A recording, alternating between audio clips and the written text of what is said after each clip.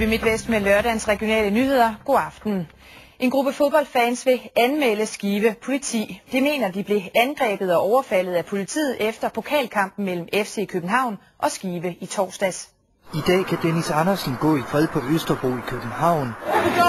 Men sådan var det ikke torsdag eftermiddag. Der lå han nederst, da politiet rykkede ind. Jeg bliver smækket i asfalten, og jeg forstår selvfølgelig ikke hvorfor, men og jeg får heller ikke at vide hvorfor. Jeg får heller ikke at vide, at jeg er anholdt. Jeg får bare at vide, at jeg skulle blive liggende fede svin, siger han overret til mig.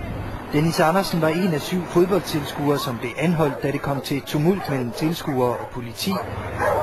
Det hele kulminerede, da politiet satte hunde ind, som ifølge tilskuerne bed til højre og venstre. Her filmet fra FCK-tilhængernes bus. Det er jo alle, der både bliver bidt af hunde og bliver slået ned af politiet. Altså, der bliver ikke skillende forskel på, hvor du kommer fra. Altså, bare der ikke er uniform på, så skal der nogen på munden. Og fodboldtilskuerne synes, at de er blevet så urimeligt behandlet, at de nu lægger sag an mod politiet i Skive. Vi bliver regulært overfaldet. Det er i hvert fald mit synspunkt, og det er alle andre synspunkter også. Det er jo vist både på fjernsyn og på billeder i aviser og sådan noget. Politiet indrømmer, at noget gik galt. De vil ikke give interview til os, men til BT siger vicepolitikommissær Leif Nørgaard Jacobsen om brugen af hunde. Nogen blev bidt, som ikke skulle være bidt. Det skal vi være de første til at beklage. Men beklagelsen er ikke nok. Dennis Andersen og op mod 30 andre fodboldtilskuere lægger sag an mod politiet for ulovlig magtanvendelse. Vi ønsker vel for allermest at få ud af det, at det er vel, at det ikke sker en anden gang. Altså, vi kan tage vores børn med til fodbold og sådan noget. Altså. På tirsdag får FCK'ernes advokat overdraget sagen. Ikke kun FCK-fans oplevede politiets hunde i voldsom aktion. En familie fra Skive blev også udsat for en hårdhændet behandling. Sønnen blev bidt 2 steder. I dag nøjes 15-årige Kian Bergård Knudsen med at se på FCK på sin PlayStation. I torsdags overværede han kampen mellem Skive og FCK på Skive Stadion. På vej hjem blev han overfaldet og bidt af 2 politihunde.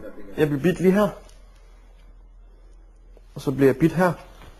Vi gik ud derindefra og sådan noget der, så vi nogle FCK-fans deroppe og slås og sådan noget. Så stod vi og kiggede lidt på det og sådan noget, og syntes det var sjovt at se på.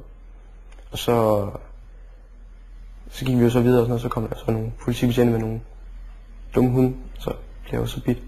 På billederne her fra i torsdags kan man se Kian blive slæbt væk af politiet. Inden da havde han ligget på jorden og kæmpet med 2 hunde. Ubehageligt. Rigtig ubehageligt. Rigtig ubehageligt. Jeg har aldrig prøvet noget så slemt før. Aldrig. Hvad var det værste?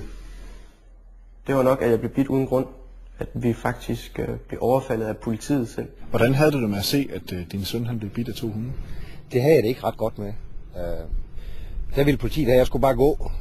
Det kunne min søn selv komme ud af det der. Så det kan knægten er 15 år. Hvis jeg går derfra, så er man fader. Så ham vil jeg hjælpe, det vil jeg. Men politiet ville ikke lade ham hjælpe sin søn, så her bliver Paul Erik Knudsen slæbt med til stationen. Nu venter der en hilsen fra politiet. Hvis du får en bøde, hvad gør du så? Så vil jeg gå retsgang. Der er ikke noget at gøre. Så tror jeg vil lave en sag mod politiet. Det vil jeg. Du vil ikke betale? Jeg vil ikke betale penge, nej. Det vil jeg ikke. Slet ikke. Skive politi har ikke ønsket at kommentere sagen over for TV MidtVest.